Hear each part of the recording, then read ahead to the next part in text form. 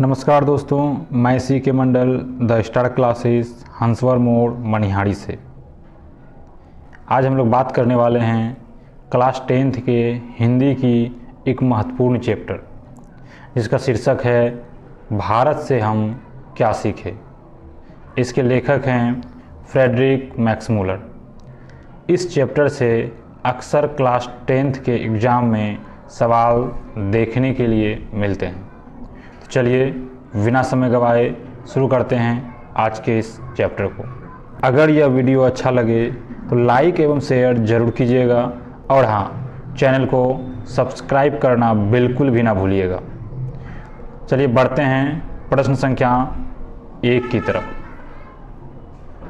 इसमें बोल रहे हैं सर्वविध संपदा और प्राकृतिक सौंदर्य से परिपूर्ण कौन सा देश है। तो राइट आंसर हो जाएगा भारत। कौन सा देश है? राइट आंसर क्या हो जाएगा? भारत। सर्वविध संपदा और प्राकृतिक सौंदर्य से परिपूर्ण कौन सा देश है? तो भारत हो जाएगा। ठीक है। नेक्स्ट क्वेश्चन है प्लेटो किस देश के रहने वाले थे?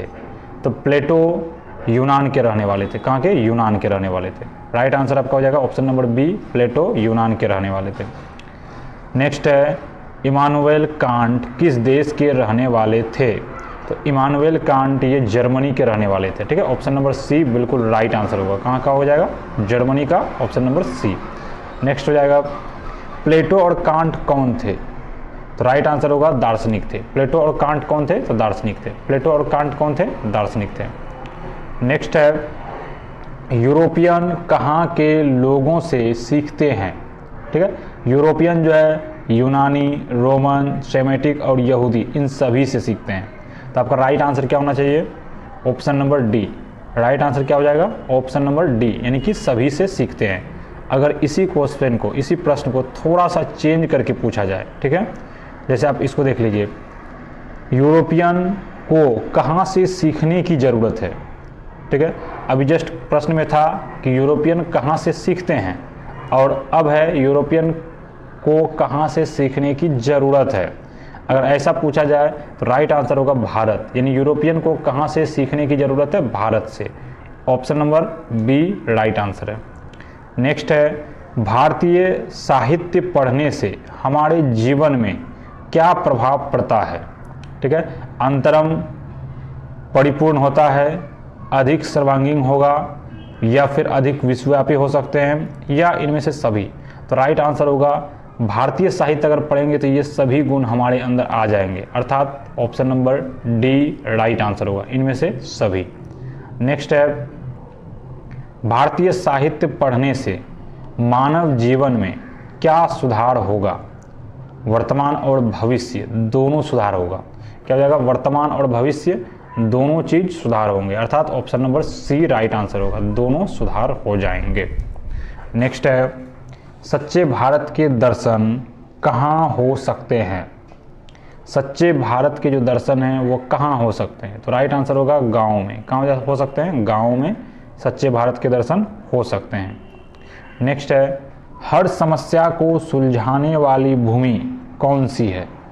तो हर समस्या को अगर पूछा जाए, इनको सुलझाने वाली भूमि भारत है। राइट आंसर क्या हो जाएगा? भारत। हर समस्या को सुलझाने वाली भूमि कौन सी है? भारत है। लेखक मैक्स मूलर के अनुसार भूविज्ञान का अध्ययन करने वाले लोगों के लिए कौन सा विशाल भूभाग है? तो कौन सा विशाल भूभाग होगा? ठीक है। और किनके लिए? तो भूविज्ञान का जो अध्ययन कर रहे हैं, जो व्यक्ति भूविज्ञान का अध्ययन कर रहे हैं, उनके लिए कौन सा विशाल भूभाग है? तो राइट आंसर हो जाएगा हिमालय से श्रीलंका तक का जो भूभाग है, अर्थात ये भारतीय उपमहाद्वीप के अंतर्गत। ठीक है। तो इनमें से आप ले सकते हैं, हिमालय से लेकर के श्रीलंका तक जाना पड़ेगा आपको। ठीक है। तो इतने बड़े क्षेत्र में भूवैज्ञानिक को हर तरह के, ठीक है, स्थलाकृति, जलवायु वगैरह थोड़े बहुत परिवर्तन के साथ मिल जाते हैं। नेक्स्ट है हकर्स किसके विद्वान है? हकर्स के विषय में अगर पूछा जाए तो राइट आंसर लगाइएगा आप ऑप्शन नंबर ए, हकर्स वनस्पति विज्ञान के विद्वान हैं। नेक्स्ट है श्री हेकल किसके विद्वान हैं? श्री हेकल जो है ये जंतु विज्ञान के, ठीक है, जीव जंतु विज्ञान के विद्वान है। क्या हो जाएगा right answer? Option number B जीव जंतु विज्ञान। नेक्स्ट है नृवंश विद्या का अर्थ बताइए। तो नृवंश विद्या का अर्थ हो जाएगा नृतत्वशास्त्र और मानव शास्त्र दोनों, ठीक है। नृवंश विद्या में ये दोनों शामिल होते हैं, तो आप टिक कीजिएगा ऑप्शन नंबर सी पर, यानी कि दोनों। राइट आंसर हो जाएगा आपका ऑप्शन नंबर सी, दोनों, ठीक है। नेक्स्ट क्वेश्चन है,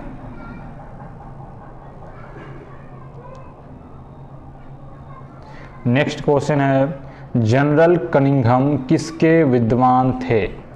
तो जनरल कनिंघम जो है ये पुरातत्व विज्ञान के विद्वान थे, ठीक है। पुरातत्व विज्ञान के विद्वान थे जनरल कनिंघम।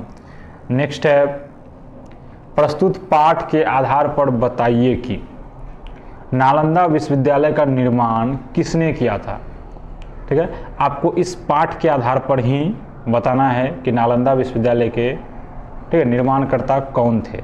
तो राइट आंसर आपका हो जाएगा बौद्ध सम्राट। कौन हो जाएंगे? बौद्ध सम्राट। इससे पहले आप लोग पढ़े होंगे 9th में, ठीक है। 9th में एक चैप्टर थे भारत का पुरातन विद्यापीठ नालंदा, इसके लेखक थे डॉक्टर राजेंद्र प्रसाद।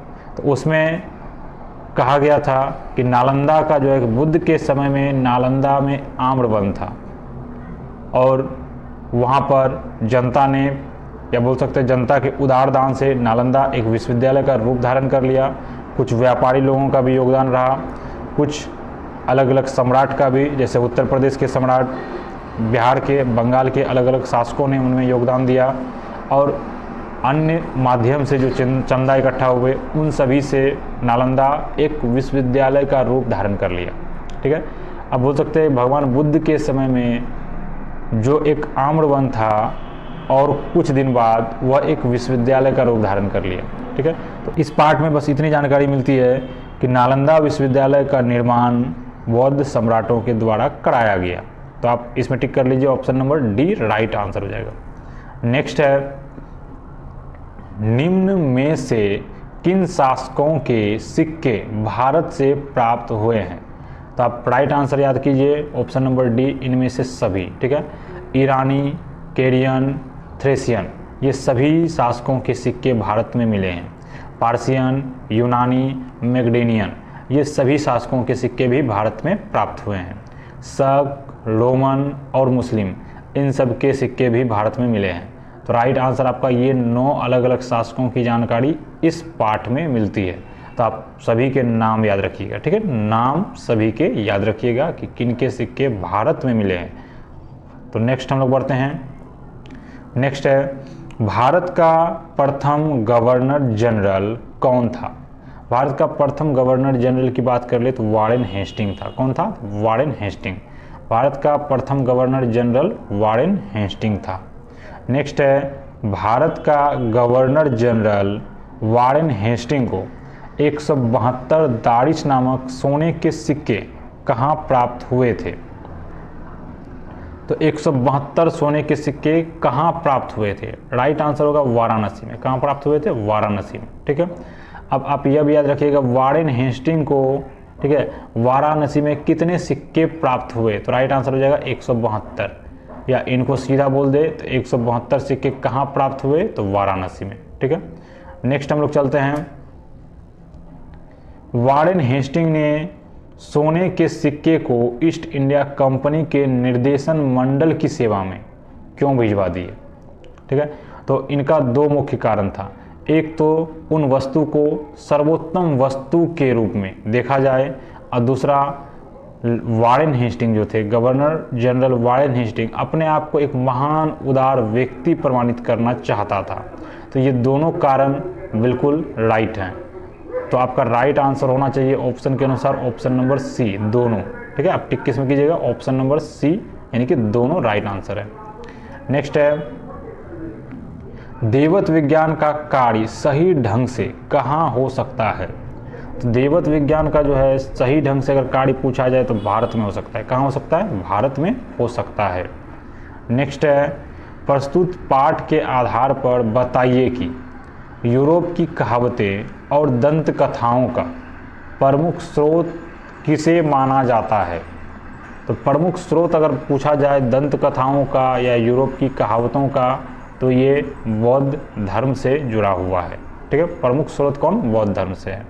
नेक्स्ट है, प्रसिद्ध कहावत शेर की खाल में गधा का प्राचीन साक्ष्य कहाँ से मिला है? आपके सामने एक कहावत है शेर की खाल में गधा, ठीक है। इस कहावत का प्राचीनतम साक्ष्य जो मिला है आपको वह बताना है। तो राइट आंसर होगा ऑप्शन नंबर सी, प्लेटो, ठीक है, प्लेटो की क्रिटिकल से। कहाँ से? प्लेटो की क्रिटिकल से, ठीक है। Option number C right answer होगा। नेक्स्ट है एफ्रोडाइट, ठीक है। एफ्रोडाइट ने किसे एक सुंदरी के रूप में परिवर्तित किया? तो उन्होंने चूहे को एक सुंदरी के रूप में परिवर्तित किया। आपका इधर एक इम्पोर्टेंट पॉइंट दिया हुआ है, ठीक है, आप इसको भी जान लीजिए कि एफ्रोडाइट जो है वो क्या है। एफ्रोडाइट ग्रीक और रोमन परंपरा में, ठीक है, ग्रीक और रोमन परंपरा में प्रेम और खूबसूरती की देवी को कहते थे, ठीक है। आप याद रखिए, रोमन और ग्रीक परंपरा में प्रेम और खूबसूरती की देवी को एफ्रोडाइट कहते थे और इन्हें वीनस के नाम से भी जाना जाता है। तो आप यह भी याद रखिएगा, इन्हें वीनस के नाम से भी जाना जाता था। तो एफ्रोडाइट ने, ठीक है, एक चूहे को सुंदरी के रूप में परिवर्तित कर दिया था। तो इस लाइन का जो संबंध है, एफ्रोडाइट का संबंध इसी पार्ट से है। तो क्वेश्चन, प्रेम और खूबसूरती की देवी कहे जाने वाली एफ्रोडाइट का संबंध किस पार्ट से है? तो आप टिक कीजिएगा, भारत से हम क्या सीखे, ठीक है। कौन से पार्ट से? भारत से हम क्या सीखे, इस पार्ट से इसका संबंध है। नेक्स्ट है, लेखक ने किस ग्रंथ के, ठीक है, लेखक ने किस ग्रंथ के संस्कृत शब्दों के आधार पर बताया है कि हाथी दांत, बंदर, मोर, चंदन, ठीक है। आप ये 3-4 पॉइंट याद रखिए। हाथी दांत, बंदर, मोर, चंदन आदि वस्तुएं केवल भारत में ही मिलती है। किस ग्रंथ के संस्कृत शब्द, आप याद रखिए, ग्रंथ का नाम बताना है, ठीक है। उनमें जो संस्कृत शब्द है उनके आधार पर लेखक ने तय किया है कि हाथी दांत, बंदर, चंदन और मोर ये सभी वस्तुएं केवल भारत में मिलती है। तो राइट आंसर आपका हो जाएगा बाइबिल, ठीक है। किस ग्रंथ के आधार पर? तो बाइबिल के आधार पर लेखक ने ऐसा तय किया है। नेक्स्ट है, शाहनामा के लेखक कौन थे? ठीक है, शाहनामा एक प्रसिद्ध ग्रंथ है, इनके लेखक फिरदौसी हैं। शाहनामा के लेखक कौन हो जाएंगे? फिरदौसी, ठीक है। शाहनामा के ग्रंथ, इस शाहनामा ग्रंथ के लेखक कौन हो जाएंगे? फिरदौसी। नेक्स्ट है, शाहनामा का रचना काल बताइए। तो शाहनामा का रचना काल क्या हो जाएगा? 10वीं 11वीं शताब्दी। क्या हो जाएगा? 10वीं 11वीं शताब्दी। नेक्स्ट है, प्रस्तुत पाठ में लेखक ने किस भारतीय भाषा की बात की है? तो किस भारतीय भाषा की बात की है? तो आर्य भाषा, द्रविड़ भाषा, मुंड भाषा, ये सभी भाषाओं की बात इस पाठ में मिलती है, लेखक ने ऐसा किया है। नेक्स्ट है, प्रस्तुत पाठ में लेखक ने किन विदेशी भाषाओं का संबंध भारतीय भाषाओं से जोड़ा है? तो विदेशी भाषा में, ठीक है, यूनानी, पूची, ये दोनों भाषा की चर्चा इस पाठ में मिलती है। होन, अरबी, ईरानी और मुगल, ये सभी विदेशी भाषाओं का जो संबंध है भारतीय भाषाओं से मिलता जुलता है इस पाठ में। तो आपका राइट आंसर होना चाहिए ऑप्शन नंबर डी। क्या होना चाहिए? Option number D right answer होना चाहिए। नेक्स्ट है, मानव धर्मशास्त्र की जानकारी किससे मिलती है? मानव धर्मशास्त्र की जानकारी धर्मसूत्र से मिलती है, ठीक है। धर्मसूत्र नामक जो ग्रंथ है उनसे मिलती है। नेक्स्ट है, लेखक के अनुसार प्राचीन भारत में शासन का कौन सा तरीका लागू था? तो प्राचीन भारत में पंचायती राज व्यवस्था, ठीक है, पंचायती राज व्यवस्था, या इसी का आप बोल सकते हैं, इसी को दूसरे तरीके से ग्राम पंचायत, ठीक है। प्राचीन भारत में कौन सा तरीका लागू था? शासन का कौन सा तरीका? तो पंचायती राज या फिर ग्राम पंचायत। नेक्स्ट है, लेखक ने ब्राह्मण या वैदिक धर्म की भूमि किसे कहा है? वैदिक या फिर ब्राह्मण धर्म की भूमि भारत को कहा है। किसे कहा है? तो भारत को कहा है। नेक्स्ट, लेखक ने बौद्ध धर्म की जन्मभूमि किसे कहा है? तो बौद्ध धर्म की जन्मभूमि, तो क्या हो जाएगा? Right answer option number C Bharat. बौद्ध धर्म की जन्मभूमि कौन? तो भारत। नेक्स्ट है, लेखक ने जरथुस्त्र धर्म की शरण स्थली किसे कहा है? जरथुस्त्र धर्म की शरण स्थली भी भारत है, ठीक है। जरथुस्त्र धर्म की शरण स्थली क्या हो जाएगा? भारत हो जाएगा। तो आप तीनों को याद रखिएगा, ठीक है। जरथुस्त्र धर्म, ब्राह्मण या वैदिक धर्म या फिर इनके अलावा हम बोल सकते हैं बौद्ध धर्म। इन तीनों धर्मों का संबंध भारत से है। नेक्स्ट है, लेखक ने ग्रीक और लैटिन से भी पुरानी भाषा किसे माना है? लेखक ने लैटिन और ग्रीक, ठीक है, ग्रीक और लैटिन और ग्रीक भाषा से भी पुरानी भाषा संस्कृत को माना है। किसे माना है? संस्कृत को। राइट आंसर आपका क्या हो जाएगा? Option number A, Sanskrit. Next है, संस्कृत की सबसे पहली विशेषता क्या है? तो संस्कृत की सबसे पहली विशेषता कठिनाई तो नहीं हो सकता है, ठीक है, कठिन शब्द, नवीनता भी नहीं है, ये प्राचीन भाषा है। तो राइट आंसर आप किस में टिक लीजिएगा? ये प्राचीन भाषा है, यानी प्राचीनता से है। अब हम कुछ अलग अलग शब्दों को या कुछ पॉइंट्स को जान लेते हैं, फिर इनसे जुड़े हुए बहुत सारे ऑब्जेक्टिव प्रश्नों को सॉल्व करेंगे। जिसमें से पहला पॉइंट है आग, ठीक है, पहला शब्द क्या हो जाएगा? आग। अब आग को संस्कृत में क्या कहते हैं? तो अग्नि कहते हैं। आग को लैटिन में क्या कहते हैं? इग्निस कहते हैं। लिथुआनियन जो भाषा है, इसमें आग को क्या कहेंगे? उग्निस कहेंगे। स्कॉटिश में आग को क्या कहेंगे? इग्ले। इसी टाइप से ट्यूटोनिक में इग्ले, और स्लाव भाषा में भी आग को इग्ले ही कहेंगे, ठीक है। तो इससे बहुत सारे प्रश्न अभी बन जाएंगे, केवल इतने पॉइंट से ही बहुत सारे प्रश्न बनेंगे। नेक्स्ट हम लोग दूसरे शब्दों को देख लेते हैं, चूहा, ठीक है। चूहा को संस्कृत में क्या कहते हैं? तो मूसह, ठीक है। जो विसर्ग है, विसर्ग की मात्रा को ह की तरह उच्चारण करना है, तो मूसह। संस्कृत को क्या बोलेंगे? मूसह। और ग्रीक को क्या बोल देंगे? मूस। यहाँ पे दीर्घ उ की मात्रा है, यहाँ पे ध्यान दीजिएगा, दीर्घ उ की मात्रा। और यहाँ पर जो लैटिन में मूस है, इसमें हर्ष उ की मात्रा है, ठीक है। प्राचीन उच्च जर्मन में भी बोलेंगे तो मूस हर्ष उ की मात्रा के साथ। और प्राचीन स्लावोनिक भाषा में माइस बोलेंगे, ठीक है। प्राचीन स्लावोनिक भाषा में चूहा को क्या बोलेंगे? तो माइस बोलेंगे। अब इससे जुड़े हुए कई सारे प्रश्न हैं, इन सभी को हम लोग देख लेते हैं। आग को, ठीक है, आग को संस्कृत में क्या कहते हैं? तो आग को संस्कृत में क्या कहते हैं? तो अग्नि कहते हैं। राइट आंसर आपका ऑप्शन नंबर ए, अग्नि कहते हैं। नेक्स्ट है, आग को लैटिन में क्या कहते हैं? तो लैटिन में इग्निस कहते हैं। अब जस्ट हम लोग पढ़ लिए हैं इसको, वीडियो को पीछे करके भी देख सकते हैं। केवल उसी दो शब्दों को अच्छे से जान लीजिएगा, लगभग 10 से 12 प्रश्न आपके सॉल्व हो जाएंगे। तो आग को लैटिन में क्या कहते हैं? तो लैटिन में क्या कह देंगे हम लोग? इग्निस। नेक्स्ट है लिथुआनियन, ठीक है। लिथुआनियन में आग को क्या कहते हैं? तो लिथुआनियन में उग्निस कहते हैं। क्या हो जाएगा? लिथुआनियन में उग्निस कहते हैं। नेक्स्ट क्वेश्चन है, आग को इग्ले किस भाषा में कहते हैं? तो इसके लिए कितने भाषा थे वहाँ पे? 3 भाषा थे, ठीक है। स्लाव भाषा, स्कॉटिश भाषा और ट्यूटोनिक भाषा। तो ये तीनों भाषा यहाँ पे दिए हैं, ठीक है, तीनों भाषा यहाँ पे दिए हुए हैं। इग्ले किस भाषा में कहेंगे? आग को इग्ले किस भाषा में कहेंगे? तो इसके लिए राइट आंसर होगा ऑप्शन नंबर डी, इनमें से सभी भाषा में, ठीक है। किसमें? इनमें से सभी भाषा में। नेक्स्ट है, चूहा को संस्कृत में क्या कहते हैं? चूहा को अगर पूछा जाए संस्कृत में क्या कहते थे? तो मूसह। क्या हो जाएगा? मूसह, ठीक है, विसर्ग के साथ। नेक्स्ट क्वेश्चन है, ग्रीक में चूहा को क्या कहते हैं? तो ग्रीक में क्या कहते हैं? तो मूस कहते हैं, दीर्घ उ की मात्रा के साथ, ठीक है। अब जस्ट ये अभी चल गया था, दीर्घ उ की मात्रा के साथ, ठीक है। चूहा को ग्रीक भाषा में मूस कहते हैं। नेक्स्ट क्वेश्चन है, किस भाषा में चूहा को मूस कहते हैं? अब यहाँ ध्यान दीजिएगा, हर्ष उ की मात्रा के साथ बताना है आपको। तो ये किस भाषा में होगा? तो जर्मन, लैटिन दोनों भाषा में होगा। कौन कौन सा? जर्मन और लैटिन दोनों भाषा में।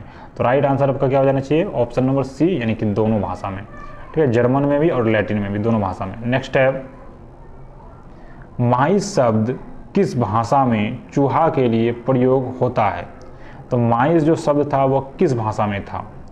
तो स्लावोनिक भाषा में। किस भाषा में था? स्लावोनिक भाषा में माइस शब्द था, ठीक है। किस भाषा में था? स्लावोनिक भाषा में। नेक्स्ट क्वेश्चन है, पुराने पत्थरों या कांच के टुकड़े को जोड़ने की कला क्या कहलाती है? तो इसका राइट आंसर हो जाएगा पच्चीकारी। ऑप्शन नंबर ए बिल्कुल राइट आंसर होगा। क्या हो जाएगा? पच्चीकारी। नेक्स्ट क्वेश्चन है, मैं हूँ के लिए आर्य भाषाओं में कौन सा शब्द प्रयोग हुआ है? तो मैं हूँ जो शब्द है, यहाँ पे देखिए एक वाक्य हो गया मैं हूँ, इनके लिए कौन सा शब्द प्रयोग हुआ है ऐसा आपको बताना है। तो राइट आंसर होगा ऑप्शन नंबर ए, अस्मी शब्द। कौन सा? अस्मी शब्द राइट होगा ए, ऑप्शन नंबर ए। ठीक है, नेक्स्ट है मैं हूँ के लिए ग्रीक भाषाओं में कौन सा शब्द प्रयोग हुआ है? तो ग्रीक भाषाओं में अगर पूछा जाए तो एस्मी शब्द। कौन सा शब्द? एस्मी। ठीक है, आर्य भाषाओं में अस्मी और ग्रीक भाषाओं में एस्मी शब्द। नेक्स्ट है सर विलियम जोन्स कहाँ के रहने वाले थे? तो सर विलियम जोन्स इंग्लैंड के रहने वाले थे। ठीक है, इंग्लैंड। राइट आंसर होगा ऑप्शन नंबर ए, इंग्लैंड के रहने वाले थे। नेक्स्ट है सर विलियम जोन्स भारत की यात्रा पर कब आए थे? तो सर विलियम जोन्स भारत की यात्रा पर 1783 ईस्वी में आए थे। कब आए थे? 1783 ईस्वी में। Right answer option number B होगा। ठीक है, इस चैप्टर में जितने भी ऑब्जेक्टिव प्रश्न बनने वाले थे उन सभी को हम लोगों ने कवर कर लिए हैं। ठीक है, अब एग्ज़ाम में आपके एक भी प्रश्न इस चैप्टर से रिलेटेड अगर होगा तो वह नहीं छूटेगा। और लेखक परिचय के लिए वीडियो हम पहले से ही डाल दिए हैं यूट्यूब पर, तो आप केवल सर्च कर लीजिएगा लेखक मैक्स मूलर की जीवनी बाय सर सी के मंडल। तो आप लेखक परिचय का भी वीडियो देख लीजिए। और ये चैप्टर का वीडियो हो गया भारत से हम क्या सीखे। अब इनसे बाहर एक भी प्रश्न नहीं होगा अगर इस चैप्टर से पूछे जाते हैं तब।